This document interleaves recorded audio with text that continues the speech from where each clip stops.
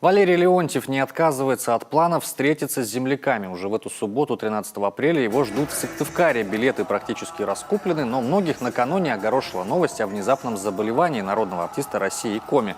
На своей странице в Инстаграм он заявил, что переносит ближайшие концерты, при этом снабдив сообщение фразой «Не грустите, я вернусь».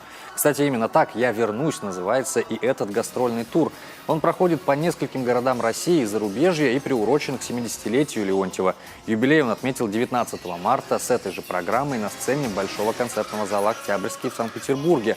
Как нам подтвердил сегодня организатор мероприятия, перед Сыктывкаром именитый уроженец Усть-Усы 2 концерта даст в Котласе.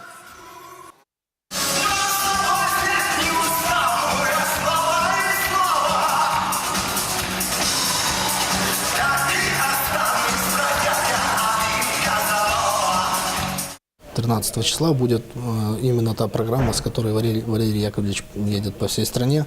Это юбилейный концерт. Все будет очень круто. Очень много, как сказать, технически насыщенное мероприятие. Очень серьезный технический райдер. Много артистов, которые вместе с ним будут выступать в плане программы, выполнять программу. Будет здорово.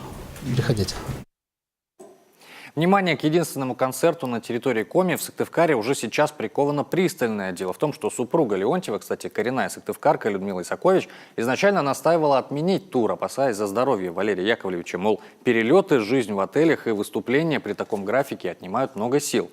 Однако любимец публики не захотел расстраивать поклонников. В прошлом году у него даже диагностировали пневмонию.